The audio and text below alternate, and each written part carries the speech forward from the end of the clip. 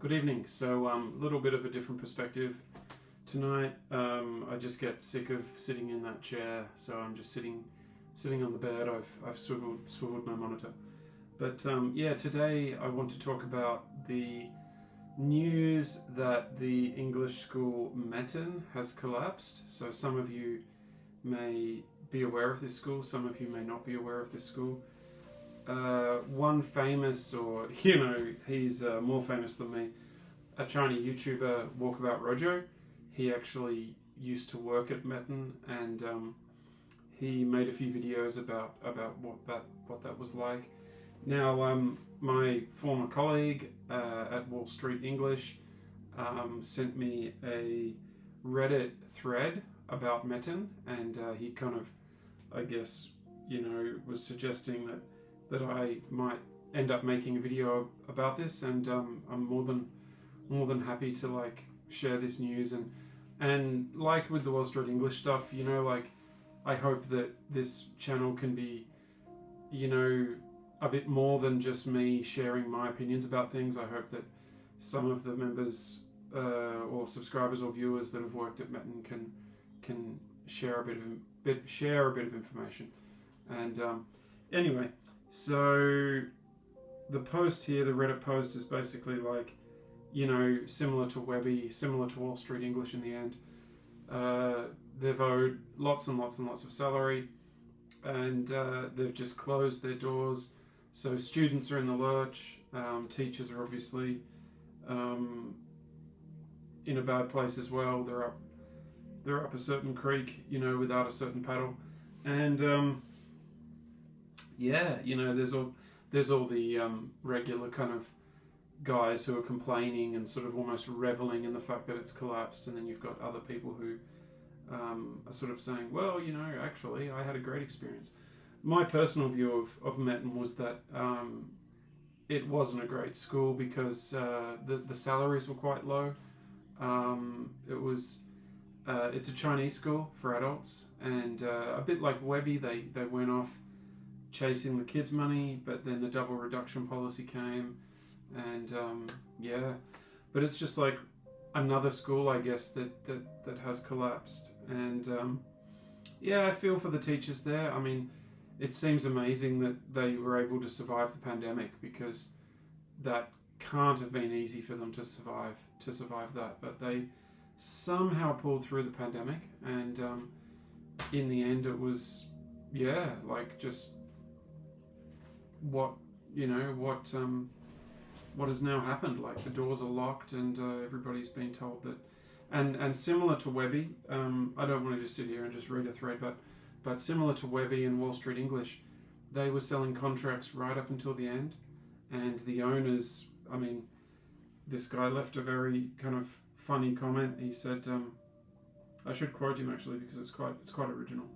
He said, what's his name, this guy? 11 Xiansheng. Okay, so that's his handle, and his channel, his Reddit post might be Real China Life or something. But he said, I bet the owners are in Vancouver or or San Francisco or Sydney. So that's quite funny. I mean, who knows where they are? They could be anywhere in the world, couldn't they? But it's just like, I guess now with the collapse of Metten, there's no big English adult school anymore. And I was chatting to a friend of mine. I'll call him a friend. He's a YouTube friend. He's someone I've never met, but I have his WeChat. I've chatted to him and stuff. And he's based in Shenzhen. I'm not going to name who he is, but this guy sent me a video of EF, and EF seems to be still thriving in the south. I know in Tianjin they've still got 5 centers. I mentioned this in my last video, but it's just like, I mean, look, once EF is gone, think about it. I mean, Dave's ESL cafe, I mean, are they going to get rid of the China board? I mean, I guess, I mean, could you imagine that happening, where there's just no China board, it's just grouped together in the international section? I mean, they've still got they got rid of the Japan board. There used to be a board just for Japanese jobs. I mean, once EF is gone, you could almost imagine it. But I think there will always be a China board because China's such a big country, and like there's always going to be those like public school opportunities and those university ESL opportunities and the kindergarten sector and all that kind of stuff. So I can't imagine the China board disappearing completely. Now, in terms of what's new in my life, nothing really, just hoping to get through the semester.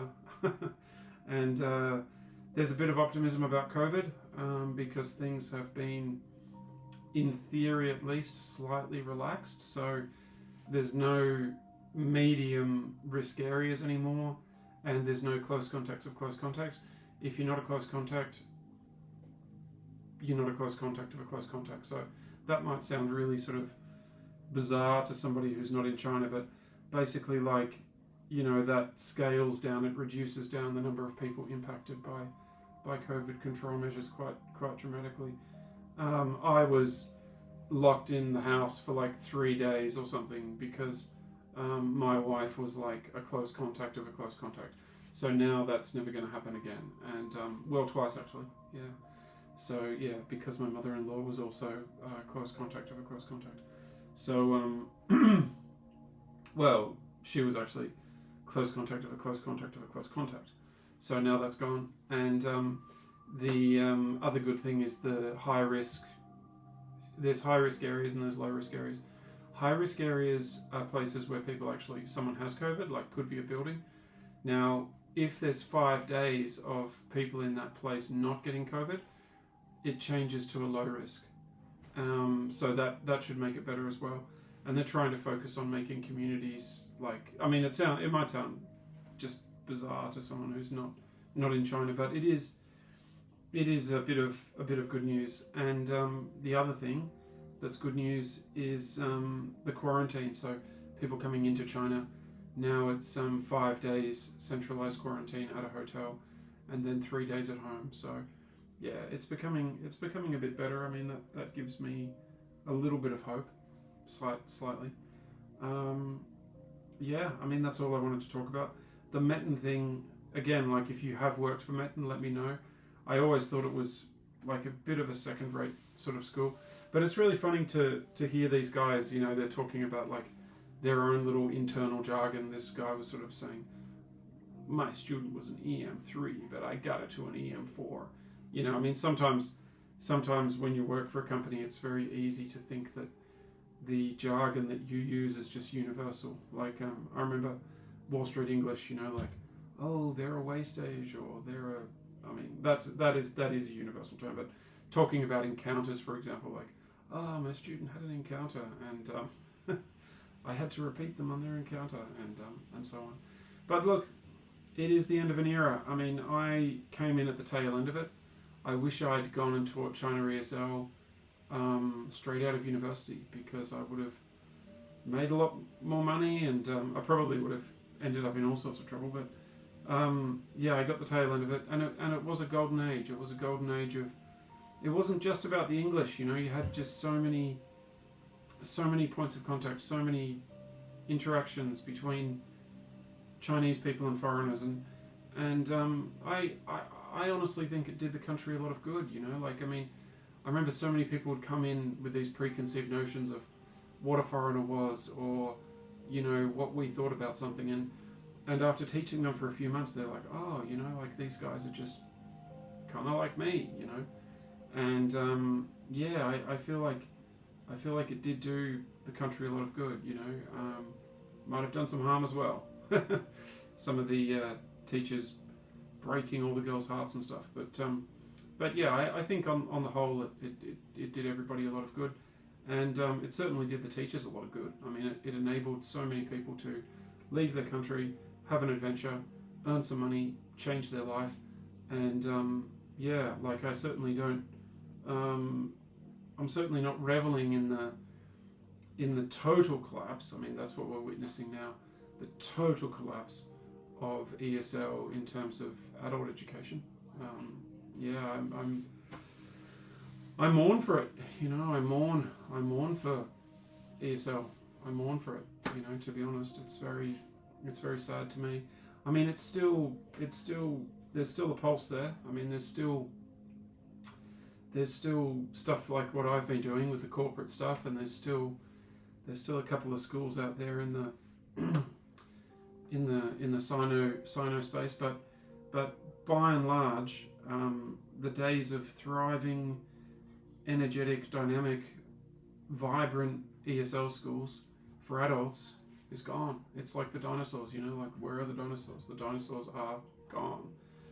And yeah, as a final point, I often used to joke about a movie being made about a Wall Street English Centre and who would play who and whatever, and it's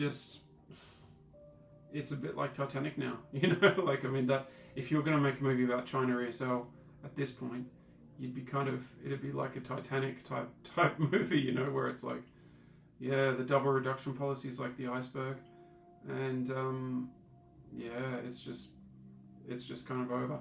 But it was always going to end. It was always going to end. But where's the next place? You know, I mean, I'd like to make a video about that and talk about where the next boom could be in ESL, and there'll always be a place. There'll always be a place. But anyway, that's all I wanted to say. And if you're a Metin employee, please leave a comment. Let us know the truth, you know, not just something from some Reddit forum.